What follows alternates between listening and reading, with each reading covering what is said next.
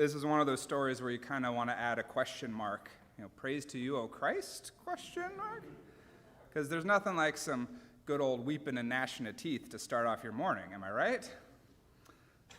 This story is towards the end of Jesus' public ministry. In the very next chapter, we will move on to the story of Jesus' betrayal and crucifixion.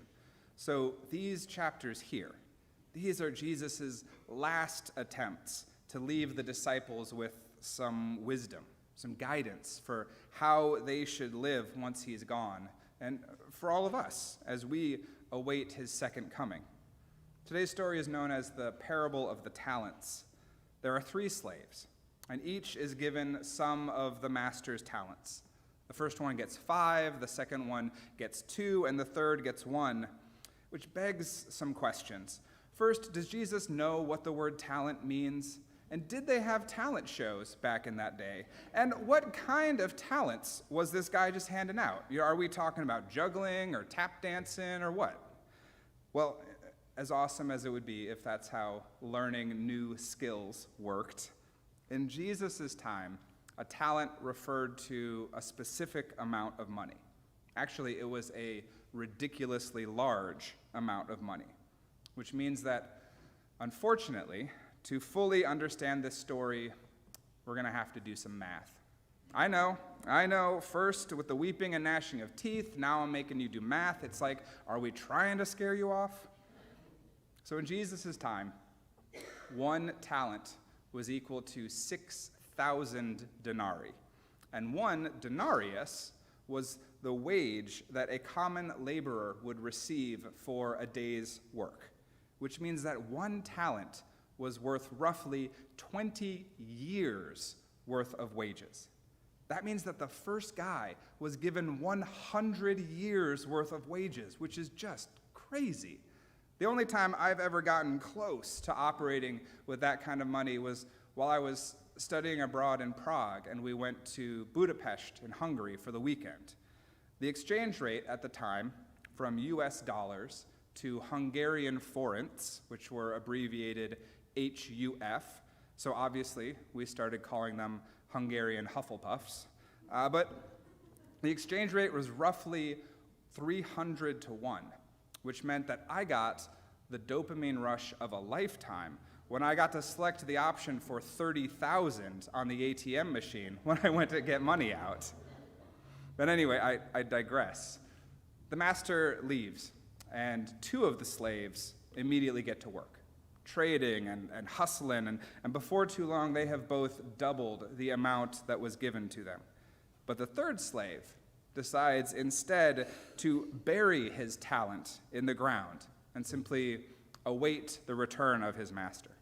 Now, burying your treasures in the ground was a fairly common practice at that time, so it wouldn't have sounded quite as odd to the people of that era as it does to us.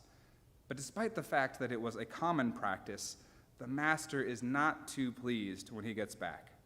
He praises the first 2 slaves for their faithfulness. He says, "Well done, good and trustworthy slave. You have been trustworthy in a few things. I will put you in charge of many things."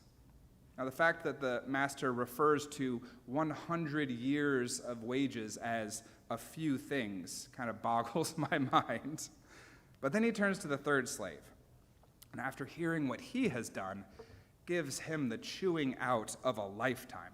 He calls him wicked and lazy. He takes away that 1 talent and gives it to the guy who has 10, and then he calls for him to be cast into the outer darkness with the aforementioned weeping and gnashing of teeth. Makes me want to ask Jesus, have you ever heard of ending on a high note? Like, if these are your last lessons, your last pearls of wisdom before you die, couldn't you have saved a nice one about some sheep or something? But alas, he did not, and so here we are. This parable has been interpreted in a lot of different ways over the years. But that doesn't necessarily mean that all of those interpretations were correct. I had a seminary professor named Dr. Klein, who we were pretty sure was Moses' brother. And he mainly taught Old Testament classes, which is fitting, right? And one of the things that I loved the most about him was that he had no problem telling us when our interpretation of a passage was wrong. Whereas another professor might have said, "Oh, that's an interesting take on this story." Dr. Klein had been around for too long and he knew too much, and therefore he would go, "No, that's not what that means. Anyone else?" Which sounds harsh, I know, but we needed to hear it. Just because you can articulate and maybe even partially substantiate an interpretation doesn't necessarily mean that it's correct. Now, why am I saying all of this? Well, because proclaimers of the prosperity gospel have been misinterpreting this passage for far too long. Specifically, they have latched on to that verse towards the end that says, "For to all those who have, more will be given, and they will have in abundance. But from those who have nothing, even what they have will be taken away." For those of you who are unfamiliar with the prosperity gospel, and you might be unfamiliar with it because you will never hear it proclaimed from this pulpit. But essentially, it says that you can tell which people God loves and which people God blesses based on their circumstances in life. If they are rich and happy and have a lot of things, well, then that must be a sign of God's favor. No, more than that, it must be a reward from God for being a good person and doing the right thing, which, taken on its own, isn't so bad. I mean, we talk about the blessings in our lives as being gifts from God, right? But the theology of the prosperity gospel doesn't stop there. It goes on to say that anyone who is poor or struggling or experiencing hardships, anyone who's fallen on tough times, the prosperity gospel says that God does not love and does not bless those people. And more than that, those people must have done something to deserve their current lot in life. If they are struggling, well then, God must be punishing them for something, which is just utter hogwash. Sure, that interpretation seems to make sense when you look at just that one verse out of context. But when you take into account the rest of the gospel story, who we know God to be through the actions of Jesus, we see that that couldn't be further from the truth. Ours is a God of love and unconditional grace.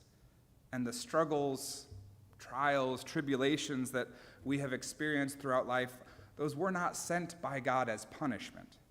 No, we have a God who walks with us and sustains us through such times. God is not the cause of them. That's one of the dangers with these parables. Because sometimes you can easily discern what the story is getting at. It's pretty obvious who the characters are supposed to represent, and then sometimes it's a little more difficult. Take the master in the story for today. One could argue that he's supposed to represent Jesus, with the whole going away and waiting for him to come back thing. But he is also described as being harsh, unethical, unjust, reaping where he did not sow, gathering where he did not scatter, and to top it all off, he is obsessed with money and making a profit. Doesn't sound much like Jesus to me. So, if this is one of the parables where there's not a clear-cut way to identify who the characters are supposed to represent, what are we supposed to do with it? Well, perhaps we can at least look at the different themes that it presents.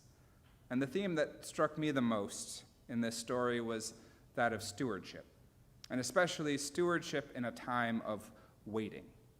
My apologies to those of you who thought that we were done talking about stewardship since it's no longer October, but this story begs the question, how do we steward, make the most of, truly honor the gifts that have been entrusted into our care?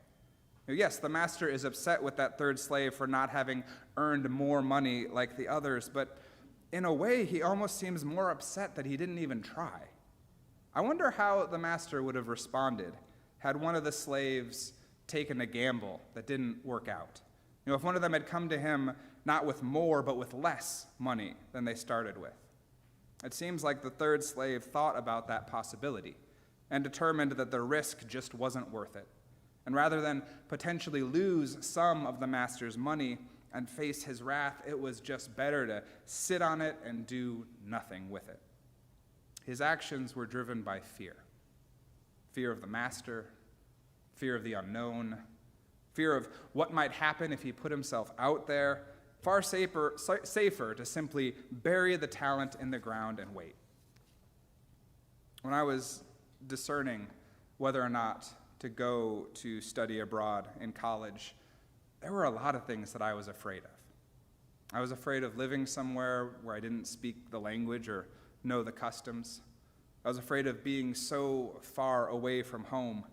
I was afraid of my friends having fun without me and making memories that didn't include me. But then I made a choice.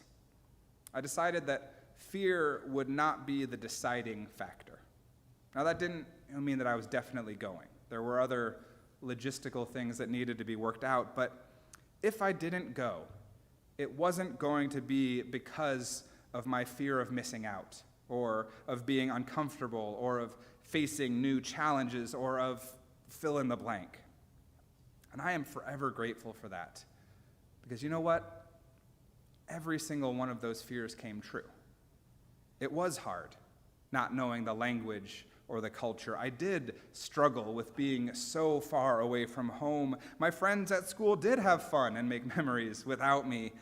But what I gained from my experience of living in Prague was worth so much more than I ever could have dreamed. And had I let those fears deter me, I never would have experienced any of that.